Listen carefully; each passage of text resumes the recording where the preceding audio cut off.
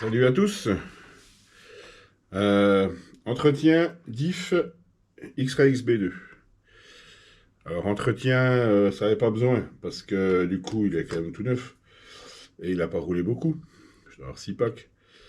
Mais j'ai estimé que, peut-être à tort, hein, je sais pas, que j'avais merdé, enfin que l'huile n'était pas assez épaisse dans le diff, quoi. Je trouvais qu'il manquait un peu de motricité. Sur les relances, ça patinait un petit poil. Alors c'est vrai qu'avec le slipper, c'est pas évident parce que pour le coup, ça fausse un peu, mais voilà, en appui, il m'a semblé que. Donc je l'ai démonté, dégraissé. Et d'origine, X-Ray met de la 50 000. Là, j'ai de la 60. Je pense que ça devrait faire le job. On va le sécher. On va sécher l'acétone. Voilà, petit coup.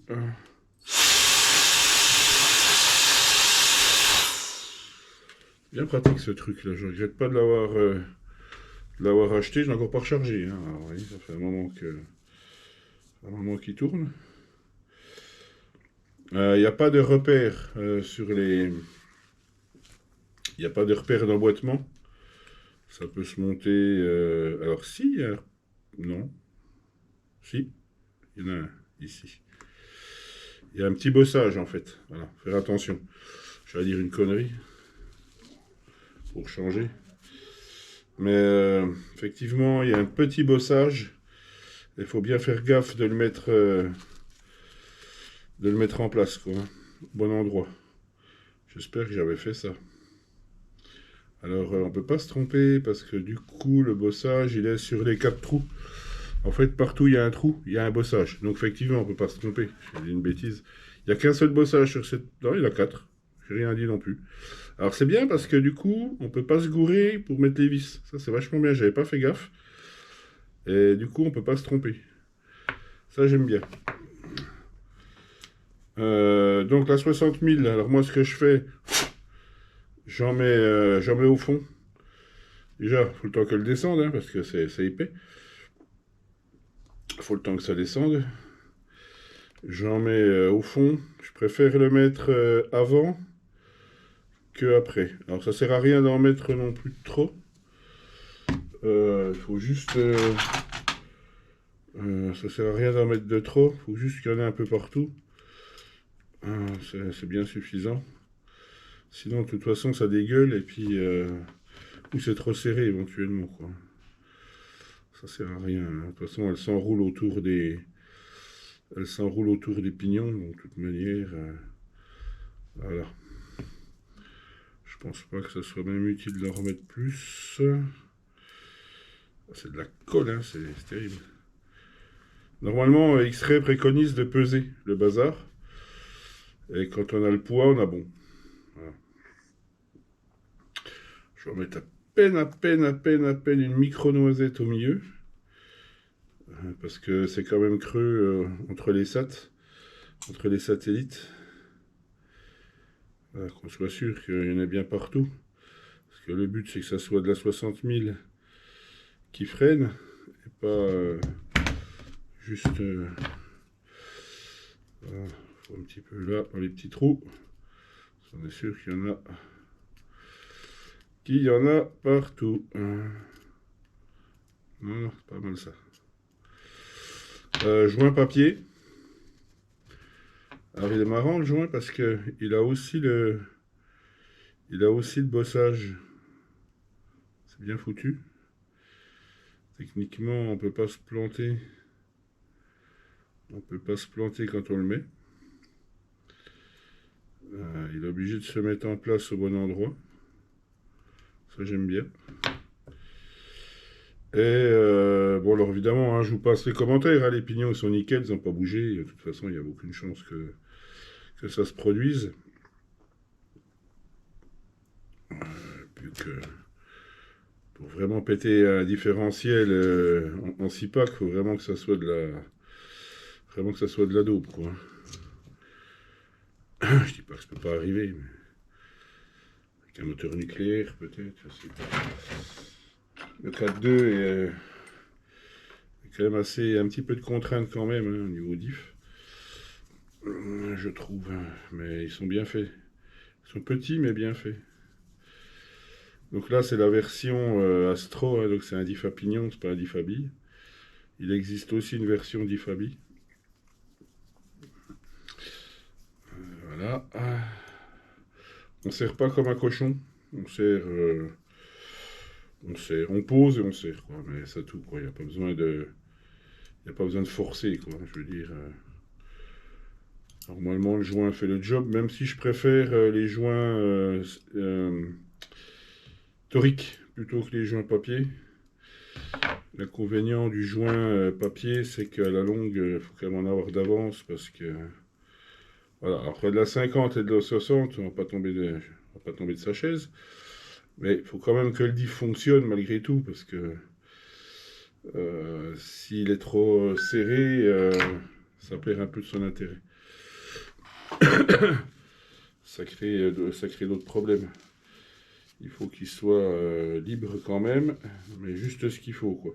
Après, c'est un essai, hein. Il se peut que je me plante et puis que ça aille pas, quoi. Hein. Mais bon, il y a quand même un peu de chance entre de la 50 000 et de la 60 000 d'avoir vraiment un gap pénible, quoi. Alors, dites-moi ce que vous en pensez en commentaire, mais on m'a toujours dit que de l'huile silicone, c'était pas de la graisse. C'est pas les mêmes fonctions. Je suis presque un peu d'accord. Le silicone étant quand même un peu comme le PTFE, quoi. C'est quand même un peu malgré tout un lubrifiant. Mais ça n'a pas les mêmes propriétés que la graisse. C'est pour ça qu'il vaut mieux graisser les noix de cardan avec une autre graisse que de la graisse. Donc là, on a les dots, ce qu'on appelle les dots parce qu'il y a des petits points. Donc les points, c'est les dots. Donc c'est pour régler, en fin de compte, la hauteur du diff dans la cellule. On peut régler plus haut. Alors là, je n'ai aucune espèce d'idée de l'influence réelle. Alors, il y en a qui disent, ouais, rien à voir en 3 dots. Moi, j'ai essayé. Ben, je sais pas. J'ai pas vu, donc je suis pas assez pointu. Je pense que je suis pas assez bon. L'important, c'est de mettre bien les points comme il faut. Ça, c'est vachement important. Parce que il faut qu'il soit au bon endroit. Voilà. Ce que je vais faire, je vais remettre un petit coup de graisse, graphite. Apparemment, ça va l'air assez bénéfique la dernière fois. Donc, je vais rester sur l'idée. Je vais être assez généreux même. Soyons généreux. Aujourd'hui, c'est un jour de générosité, on va dire. Voilà. Moi, je trouve que ça avait bien marché le dernier coup. Comme la cellule est quand même relativement étanche, parce que malgré la poussière, là, on n'a pas eu de... Je sais pas, une saloperie dedans. C'est resté bien étanche, je trouve. Intéressant. Alors dans l'eau, je saurais pas dire, mais là, à la poussière, c'était nickel. J'ai pas eu de problème particulier. Donc après, en entretien, c'est rien que ça. Hein. Vous le démontez, vous le nettoyez, vérifiez les jeux. Comme j'ai déjà expliqué une fois, il faut quand même vérifier parce que il y a des rondelles derrière les planétaires, donc les plus gros pignons. Hein. Les satellites étant les 4 petits au milieu, ou 2 petits, selon le nombre que vous avez. Et il y a des rondelles derrière, et en fait, ces rondelles-là, ça va faire aussi le calage. Et le truc, c'est que quand la rondelle, elle s'use, le pignon, bah, du coup, il va s'éloigner un peu, et il va prendre du jeu. Et le jeu, en fin de compte, c'est comme ça qu'on pète les différentiels, parce que y a trop de jeu. Après, les dents se montent dessus, et puis bah, c'est foutu, quoi. Le diff, il saute, quoi. Donc, quand il commence à avoir déjà un petit peu de bouteille... Alors ça, on peut le sentir en tenant un côté. Vous tenez un côté du diff et vous bougez l'autre côté. S'il y a vraiment un jeu excessif dans la rotation, si le côté que vous tenez, évidemment, il ne bouge pas parce que vous le tenez. Mais le côté que vous essayez de tourner, s'il y a vraiment trop de jeu, ça veut dire que ce jeu-là, bah, c'est votre entre-dents, en fin de compte, qui est trop grand. Bien faire attention. A contrario, un entre-dents trop serré, donc avec une rondelle, admettons trop épaisse, ça va faire l'effet inverse, c'est-à-dire que le diff il va être tout dur, quoi. Il fonctionnera pas bien non plus. Donc il faut impérativement la bonne rondelle, au bon endroit. Voilà. C'est mieux. Alors j'ai une visseuse pour faire ça, normalement. Qui est quand même, normalement, à mon âge, moins épuisante. Le seul problème, c'est que j'ai acheté une visseuse, comme un couillon. J'ai dit, je n'ai pas besoin de chair, parce que c'est juste pour faire ça, quoi. Mais j'aurais dû en prendre une quand même avec le... où on peut régler le couple, avec le débrayage. Parce que sur certaines vis, c'est un peu violent, quoi. Faut faire gaffe, faut bien s'arrêter avant. Parce que sinon, ça risque de foirer. Alors l'avantage là-dessus, l'entretien, c'est super fastoche. Vite démonté, vite remonté, quoi, franchement. Hein. Pas trop à se prendre la tête. On accède vachement bien à tout. Alors c'est un peu aussi pour ça que je voulais pas prendre un 4x4, parce que un 4x4 ça entraîne aussi le double de... Ça entraîne aussi le double de travail.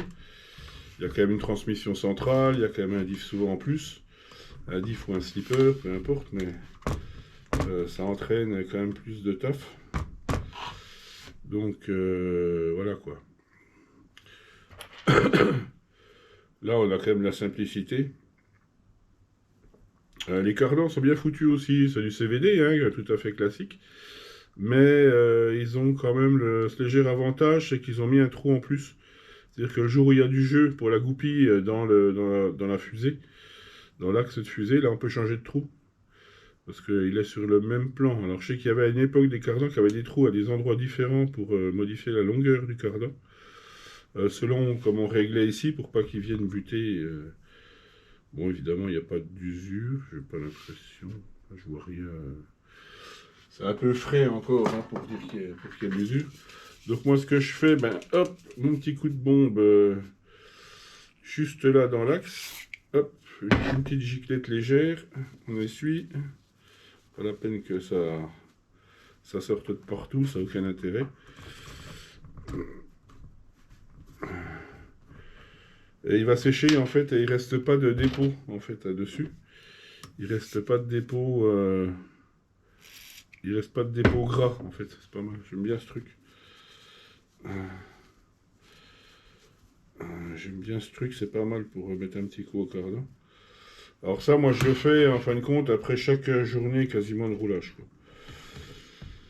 Je sais, c'est peut-être un peu useless, mais c'est un peu de maniaquerie sans doute. Mais vu comme j'ai ramené la voiture avec la poussière et tout, c'était impressionnant. Elle était vraiment très très très encrassée au niveau poussière. Il y avait beaucoup de poussière. Et ça va se foutre là-dedans de toute façon. Donc ça, quoi qu'on fasse, c'est très très sale.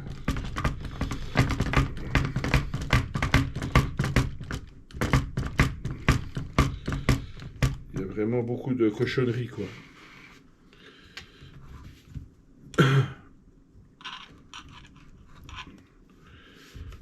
Moi j'aime bien que ça soit... c'est pérenne pour l'avenir on va dire. Où on la range, alors t'as oublié un truc Claude, n'oublie pas la bague. Parce que c'est quand vous avez tout remonté et puis qu'il vous reste des trucs, vous dites, oh ben ça allait où ça? Et il y a des bagues. On peut régler en fin de compte la hauteur des tirants par rapport à la fusée. On peut régler, c'est vachement complet, hein, on peut régler plein de trucs là-dessus. Donc je ne maîtrise pas tous les sujets. Alors une fois que la voiture ira bien, parce que je ne veux pas me perdre dans des réglages sans fin, une fois que la voiture, j'estimerai que pour moi elle va bien, voir avec en roulage avec d'autres, etc., que la voiture est correcte. Après, en faisant une chose à la fois, on peut essayer éventuellement d'autres choses. Comme j'avais peur de mal dormir, j'ai été réessayer mon VS2 là. Je suis retourné, je me suis tapé une demi-heure de route. J'ai remis le 42-68, je passe du coq à l'âne un peu vite fait. J'ai remis le 42-68 et j'ai été l'essayer vite fait là, à la piste. J'aurais pu l'essayer chez moi, mais c'est pas pareil. C'est moins fun. Et du coup, il va bien, quoi. Voilà. Donc je vais le laisser comme ça, et puis j'ai retrouvé mon autonomie. C'est pas la peine de se casser trop la tête. Je verrai si on a un champion qui a besoin du moteur ou pas, sinon je le laisse là, et puis il peut servir. Il peut servir. On ne sait pas de quoi l'avenir sera fait. Bon ben voilà, c'est pas mal. Ah oui, c'est un petit peu plus ferme. Il y a quand même un petit peu plus de... Il y a moins de tendreté, comme on pourrait dire. Alors c'est assez subtil, hein, mais c'est un peu plus dur quand même. Pas beaucoup, mais la poussière, j'en reviens pas. Qu'il y a dans les roues là, c'est incroyable. Il y avait moins après, parce qu'en fait je pense que personne n'avait roulé depuis un moment. Du coup, il y avait beaucoup de poussière sur la piste. Et là, après ça s'est pas mal ressuyé. Donc c'était nickel quoi. Enfin, c'était beaucoup plus propre déjà. Mais les premiers roulages, c'est vrai que c'était assez poussiéreux. Voilà, il a meilleure allure du coup. Éventuellement surveiller ce cerveau là. J'ai peut-être recommandé un de, je sais pas, pour en avoir un parce que c'est pas qu'il marche très bien, hein, mais là, ici, la pile quand il est droit, il a un tout petit point dur. Alors ça m'était déjà arrivé une fois sur un Savox. Alors c'est où le cerveau? Où il y a une dent qui a un petit peu pris quoi. Parce que vous avez vu ce qu'ils prennent hein, dans la tronche, hein, les machins. Donc comme il n'y a pas de save-cerveau, forcément c'est les roues qui prennent. Le palonnier il est en plastique. Ici, il n'est pas en alu d'origine. Voilà, le palonnier de cerveau là, qu'on voit ici, il est en plastoc. Alors c'est du bon plastique, hein, parce que vu les peignets que j'ai déjà mis, pour l'instant il n'a pas bougé. Il existe en alu. Après j'ai énormément de jeux dans les bras avant. Je pense qu'il faudra que je glisse une petite rondelle. Le problème c'est que des comme ça, j'en ai pas. Il faut que je commande des rondelles de 3,01, un truc comme ça, pour pouvoir ajuster correctement mes jeux de bras. Bon, en deux roues comme ça, c'est moins grave. Mais ça peut quand même créer un peu aussi de... Ça crée un peu de mouvement dans le train avant, quoi. C'est que j'aime pas les jeux, vous connaissez, maintenant. J'ai changé le pignon, j'ai mis un pignon de 25 à la place du pignon de 27. Vous allez dire comme ça n'a pas l'air, mais quand on prend le 25 et le 27, c'est quand même pas du tout le même diamètre. Et j'ai remis le moteur, alors il était à 20 degrés de timing mécanique, là je l'ai mis à 30 parce qu'il me semble que ces moteurs là fonctionnent bien mieux à 30 qu'à 20. Trop baissé c'est moins bon, en fait j'ai eu souvent le cas, quand on met un timing trop bas sur le moteur, hein, je parle pas du contrôleur, de toute façon le contrôleur je peux pas, mais sur le moteur, des fois le moteur fonctionne moins bien et chauffe plus, j'ai remarqué. Quand il est juste comme il faut, comme j'ai déjà expliqué, enfin, je crois que j'ai déjà expliqué, je sais plus. Je raconte tellement de trucs. Qu'en fin de compte, le moteur il chauffe plus et il a un moins bon rendement pour le coup. Donc c'est moins bien. Donc là je l'ai mis à 30, c'est à peu près c'est sa valeur moyenne, puisque ceux-là je crois qu'on peut les monter au max à 50. Ouais, 50 ceux-là. On peut monter au max à 50. Bon, à 50 c'est infernal, hein, ça va pas d'essayer. J'ai déjà essayé, c'est un peu plus rien neuf dessus, hein, c'est pas la peine. Mais avec le pignon un peu plus petit, il y aura moins de charge sur les relances. La voiture sera, je pense, un peu plus dynamique. C'est un peu ça l'idée. Et du coup, je vais gagner un tout petit peu de rotation en vitesse, en Vmax. Donc ça peut être sympa pour la ligne droite, par exemple. Je sais bien que le Blinky, c'est pas forcément l'idéal pour ce genre de véhicule. Plus en 4x4 qu'en 4x2, je dirais, parce qu'on a besoin de boost. En fin de compte, pour tout ce qui est saut, et puis j'ai remarqué que les mecs, et moi je roule pas comme eux, et en fait il faudrait que je change ma façon de faire. Souvent, ils font axel, frein, enfin, ils font par petits coups, en fait. On voit que c'est des petites accélérations, virage, petite accélération, virage. Ils fonctionnent plus comme ça, on va dire saccadé, entre guillemets. Moi, j'essaye de rester un peu constant. Bon, voilà, je sais pas si j'ai la bonne technique.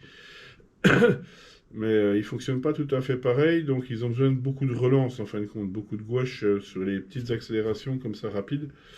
Entre les virages, en fin de compte, quoi. Ils accélèrent fort entre les virages. J'ai déjà vu des vidéos chez Tony, par exemple, au RC Park, etc. J'aimerais bien aller rouler là-bas un coup. Mais bon, ça fait un petit bout, quoi. Faut y aller exprès, quoi. Faut quand même y aller. Faut au moins y aller quand même de 3 jours, je pense. Pas y aller juste, voilà. Mais quand même, plus... Moi, j'ai quand même presque, je sais pas, j'ai pas regardé, mais je pense que j'ai au moins 700 bornes. Facile. Mais j'aimerais bien aller rouler là-bas un coup au RC Park, pourquoi pas, quoi. Vu qu'on n'a pas ça ici, malheureusement. Les gens plus démerdards que d'autres.